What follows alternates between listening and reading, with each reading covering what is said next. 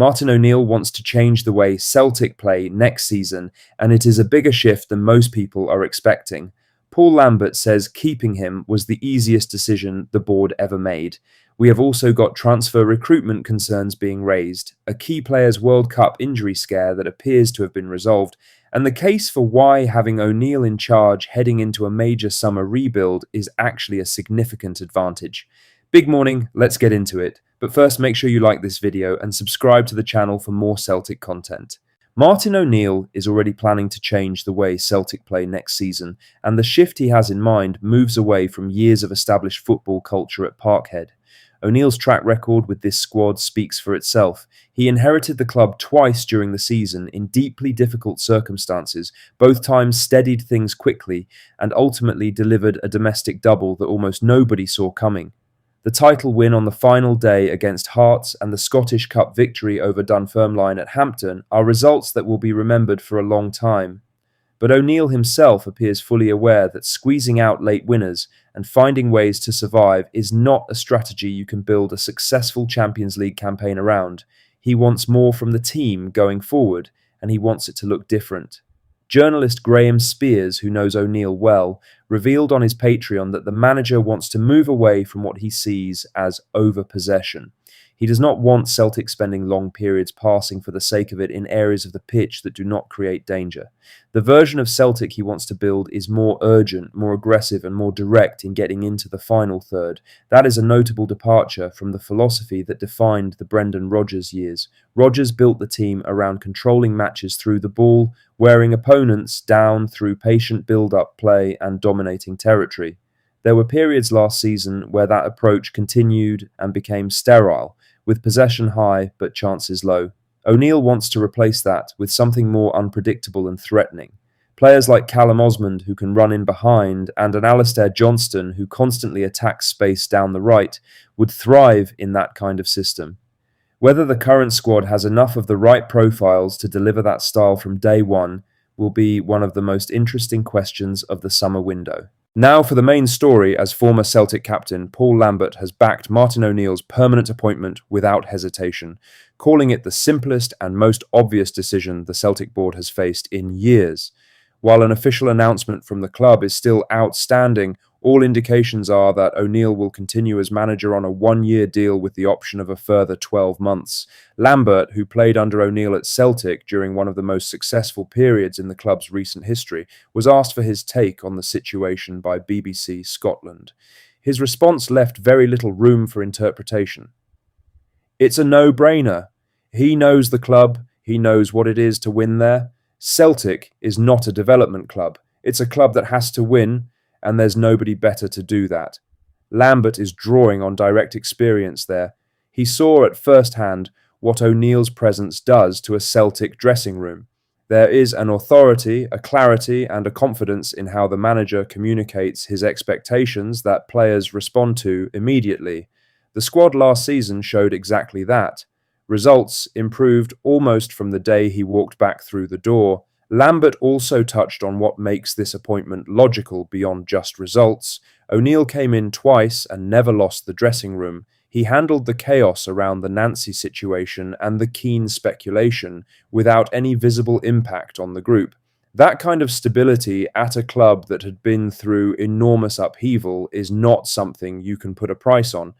The challenge now is what comes next. Lambert knows better than anyone that winning the double was outstanding, but Celtic now face a summer that requires a major rebuild. O'Neill has earned the right to lead it. The board's job is to back him properly. In other news, serious questions are being asked this morning about Celtic's recruitment process ahead of the summer window, with one respected journalist describing it as a troubling leap of faith.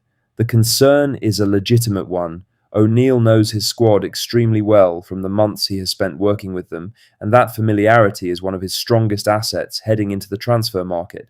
But identifying and signing new players across Europe is an entirely different challenge. That task falls primarily on Celtic's scouting and recruitment department, and the recent track record of that department does not inspire confidence.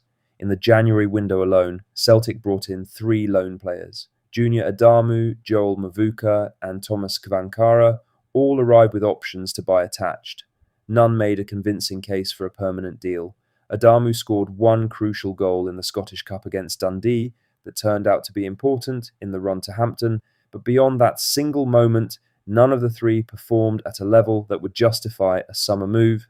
O'Neill did not even consider Adamu or Mavuka worthy of a bench place in some of the biggest games of the season. Graham Spears was direct on the subject, writing that given Celtic's wretched recruitment of the past 12 months, entrusting the department to deliver the players O'Neill needs this summer is a troubling leap of faith. He acknowledged that O'Neill may have a name or two in mind himself, but in the main, he will simply have to trust a scouting structure to come up with the right players. That structure must do better. The summer window opens in just 7 days, and Celtic needs significant reinforcements.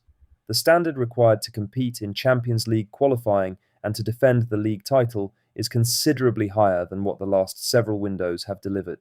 In other news, there is a positive injury update this morning on Benjamin Nygren after the Celtic Player of the Year was substituted during Sweden's 2-2 draw with Greece and placed on an individual training programme with the national squad.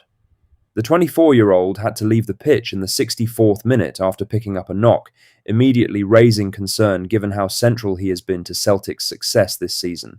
Nygren finished the campaign with 21 goals across all competitions and was rightly recognised as the standout performer in the double-winning squad. Sweden's assistant coach Sebastian Larsson was quick to dismiss the severity of the issue, telling Swedish media there is absolutely nothing to worry about. 4 players in total were training separately from the main group as a precautionary measure, and Nygren appears to be among those being managed carefully rather than genuinely struggling with an injury. The relief will be felt at Parkhead, though not entirely without complication. Nygren himself has not exactly shut down transfer speculation when asked about his future. His response to direct questions from Swedish journalists was simply that things will be seen over the summer, which is not the kind of firm commitment Celtic supporters would ideally want to hear from their Player of the Year. Reports have already linked him with interest from Tottenham Hotspur and Valencia. A strong World Cup on the world's biggest stage would only increase that attention and drive his market value higher. Lastly, with all the discussion around the challenges facing Celtic this summer, it is worth stepping back and recognising one of the clearest advantages the club actually holds heading into what will be a demanding pre-season and rebuild. O'Neill already knows this squad better than any new manager possibly could. A fresh appointment, whoever it had been, would have spent the first weeks of the summer getting up to speed with the group, reading reports, watching footage, having one-to-one conversations, forming impressions. That takes time, and time is something Celtic do not have a great deal of this summer with Champions League qualifiers arriving in August. O'Neill has none of those problems. He has lived through the most pressurised months this squad has experienced and already knows exactly who he can rely on when the stakes are highest. That's all the latest Celtic news for today. Make sure to hit that like button, subscribe if you haven't already, and drop a comment below with your thoughts. I'll see you in the next one. Hail, hail.